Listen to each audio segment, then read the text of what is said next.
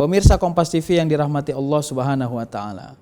Dua hal itu tidak akan sempurna manakala kita tidak lakukan dua hal lagi yang dipesankan dalam surah Wal Asri tadi. Yang ketiga adalah watawasau bil haq. Inilah yang penting sebenarnya. Watawasau bil haq itu adalah kepedulian kita terhadap nilai-nilai kebenaran. Kepedulian kita terhadap nilai-nilai kebenaran bolehlah kita sebut terhadap kepedulian kita pada nilai-nilai idealisme. Ada pernyataan yang sederhana tapi menarik. Apakah kita ini masih peduli terhadap nilai-nilai kebenaran?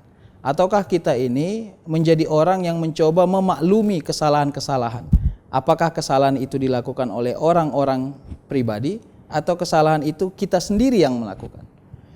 Kita sebut saja sederhana misalnya, bertemu dengan sebuah kesalahan yang dilakukan oleh adik kita misalnya, atau keluarga kita misalnya. Kesalahan itu Allah melarangnya. Apa sikap kita? Nah, ini nanti menjadi pertanyaan yang sederhana.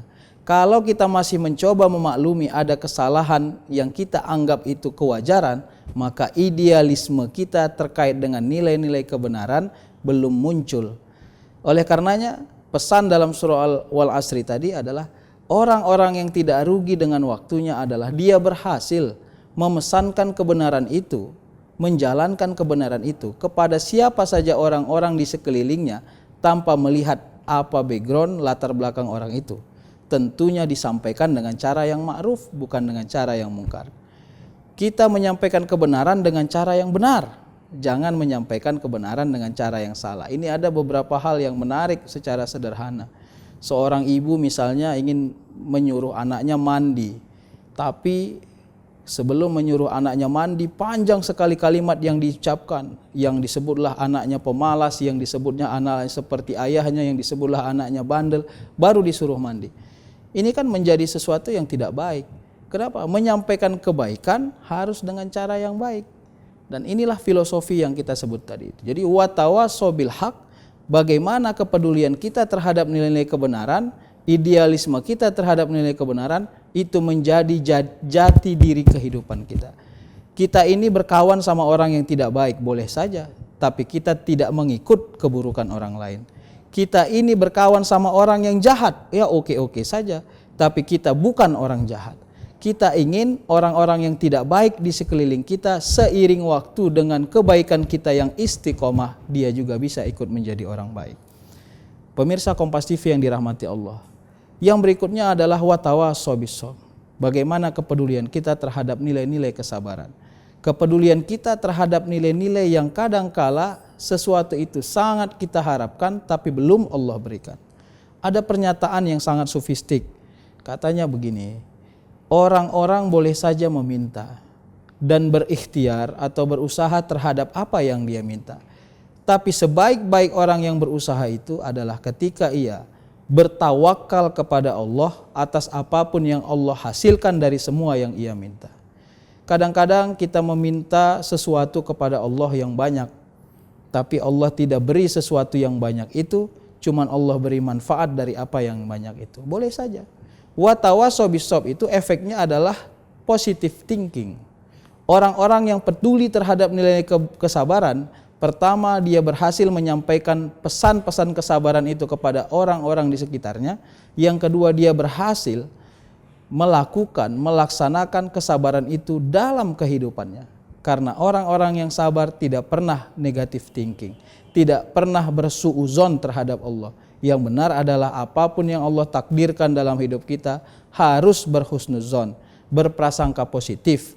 Pernyataan yang paling sederhana, bahkan orang-orang yang tidak mengimani Allah saja pun Allah berikan rezeki yang banyak, apalagi orang-orang yang beriman dan taat kepada Allah Subhanahu wa taala.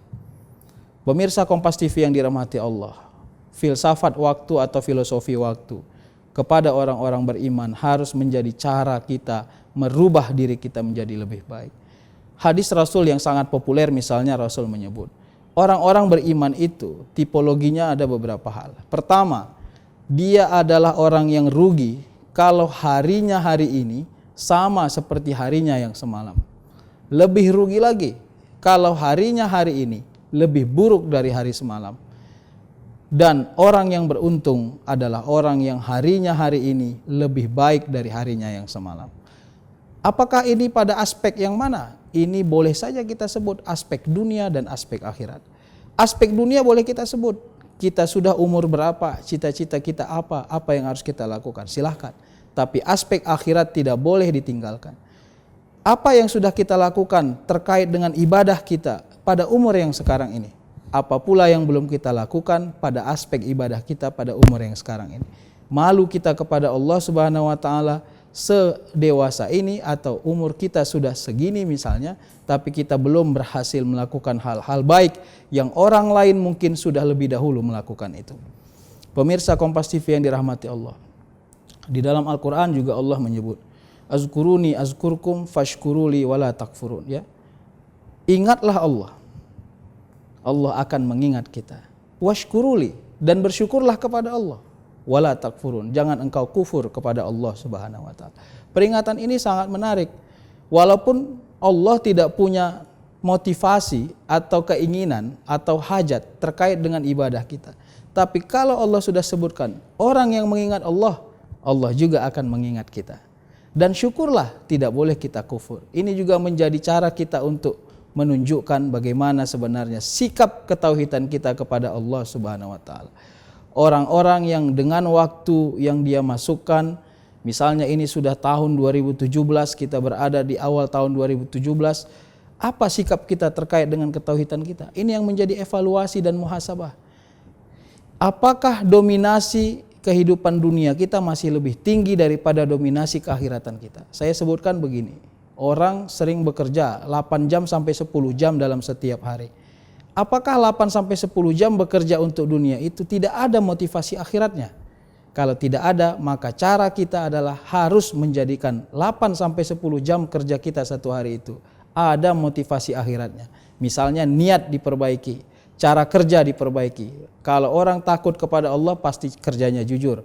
Cara sikap hidup juga diperbaiki. Kalau seandainya dia tahu Allah selalu mengawasi dia, pasti sikapnya juga selalu baik.